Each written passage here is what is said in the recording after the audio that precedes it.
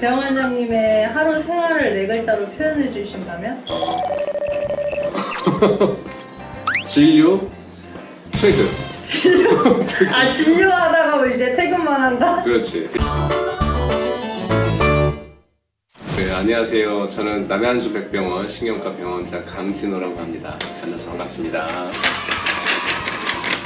신경과는 어떤 과인가요? 신경과는 그 뇌와 척수 그리고 말초신경을 포함한 신경계통의 모든 질환을 진단하고 치료하는 과예요. 그러면 신경과는 주로 어떤 증상으로 가게 되나요? 보통 신경과를 방문하는 환자분들이 이제 호소하는 증상들은 제일 흔한 거는 이제 두통과 어지럼증, 그리고 치매와 같은 인지기능 저하, 그리고 경련, 간질과 같은 이상운동, 그리고 뇌경색이나 뇌출혈 같은 뇌혈관 질환도 있고요. 말초신경병증이나 신경통증에서 보이는 이런 증상들을 보통 환자분들이 많이 호소하고 병원에 방문하게 됩니다. 이 질문은 저희 홈페이지에도 이제 써주셨던 질문인데 많은 분들이 헷갈려 하시는 것 같더라고요. 신경과와 정신과의 차이점은? 신경과는 아까 네. 얘기한 것처럼 신경 자체에 이상이 생겨 발생하는 증상이 생기는 질환을 진단하고 치료하는 과이고요. 그리고 정신과는 최근에 이제 정식 명칭으로 정신건강의학과라고 해요. 정신건강의학과는 신경 자체에 손상이 없거나 혹은 조금 있는 경우 그래도 신체 증상보다는 감정이나 정서의 변화에 초점을 맞춰서 질환을 진단하고 치료하는 과입니다. 신경과 의사로서 신경과 질병, 질환 중에 가장 걸리기 싫은 베스트 1위와 이유가 있을까요? 우선은 대부분의 이제 신경과 의사라고 하면은 치매 질환에 제일 걸리기 싫다라고 대답할 것 같아요. 가족들의 고통까지 고려한다면 이제 치매가 가장 걸리기 싫은 어떤 질환이 아닐까 싶습니다. 하지만 본인의 고통의 측면으로만 평가했을 때는 루게릭병과 같은 이상운동 질환이 개인적으로는 가장 무섭습니다. 네, 알겠습니다. 뇌 질환은 소외되기 전에 나타나는 여러 가지 전조 증상이 있는데 이제 알아두어야 할 대표적인 전조 증상이 조금 있을까요? 각 영역의 기능들에 따른 증상들이 있을 수가 있는데 이를 편측화 증상, 국소화 증상이라고 합니다. 편측화는 뇌가 좌뇌, 우뇌로 두 갈래로 이렇게 나눠져 있기 때문에 편측으로만, 그러니까 한쪽으로만 운동마비, 감각저하, 균형장애 등이 생기는 증상들을 뜻합니다. 국소화는 아까 얘기한 뇌 각 영역에 따른 특수한 증상들인데 예를 들어 언어장애, 안면마비, 경련, 시야장애 등의 증상이 특징적으로 나타나는 경우를 일컫습니다. 그럼 이제 조금 다른 질문을 해볼 건데요. 혹시 신경과 의사로서 가지고 있는 직업병이 있으신가요? 직업병이라기보다 이제 지인들이나 이제 가족분들한테 종종 듣는 말인데 이제 병원에서 이제 환자를 너무 많이 보다 보니까 진료를 너무 많이 하다 보니까 지인들이나 가족분들이 이제 아파가지고 저한테 건강 상담을 하고 궁금한 걸 잘 물어보면 잘 얘기를 안 해줘요. 원하면 병원에 와라. 병원에 오면 내가 상담을 해주겠다 이렇게 얘기를 하거든요. 근데 병원에 와서 진료받으러 가면 엄청 서운해요. 대신에 병원에 오셔서 진짜로 이제 증상에 대해서 얘기하고 그러면 진짜 병원에 방문하는 환자라고 생각하고 성심성의껏 진료를 해드립니다. 알겠습니다. 이게 제 직업병입니다. 병원장님은 이제 원장실에서만 뵐 수 있는 걸로. 그렇죠. 저한테 진료 상담을 듣고 싶으면 그렇죠. 병원에 방문해야 된다. 알겠습니다.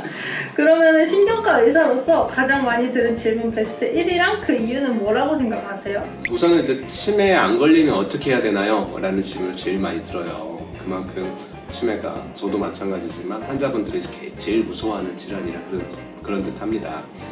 질문에 대답을 하자면 이제 잘 먹고 잘 쉬고 잘 자고 운동도 열심히 하고 스트레스 덜 받는 생활 습관을 유지하면서 꼭 정기적으로 병원을 방문해서 신경과 전문의와 상담도 하고 검사도 하는 자세를 유지한다면 얼마든지 치매를 예방할 수 있다고 생각이 됩니다.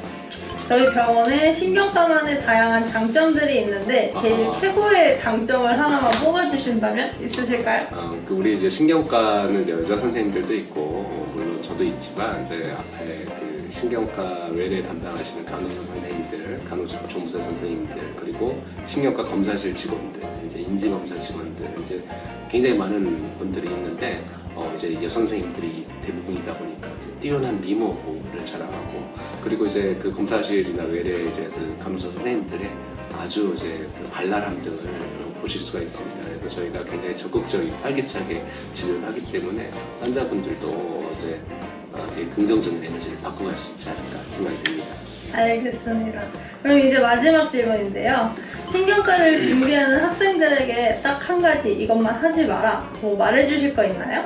신경과 의사들은 종종 이제 착각하는 게 있어요. 자신들이 굉장히 똑똑하다고 생각을 하거든요.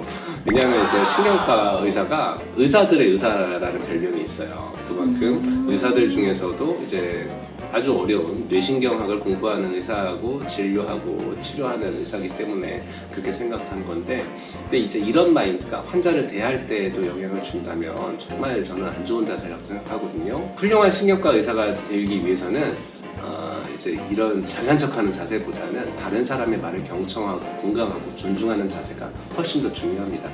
신경과를 내원하는 환자들은 대부분 신경계통의 문제들뿐만 아니라 감정이나 정서가 불안한 경우가 많아요. 이런 분들을 올바르게 진료하기 위해서는 일반적이고 강압적인 진료 자세가 아주 도움이 되지 않습니다.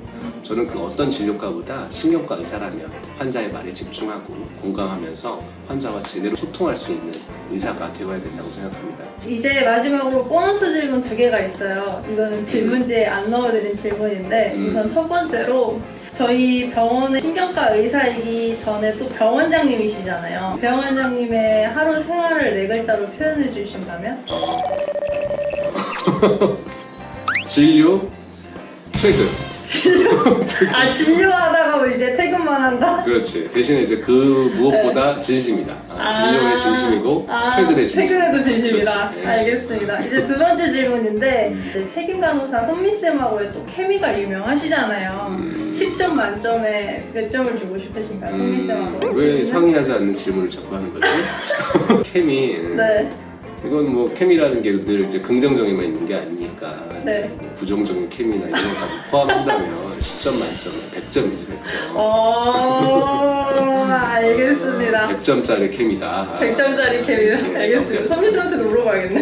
물어보도록 하겠습니다. 지금 불러가지고 지금 당장 하라고.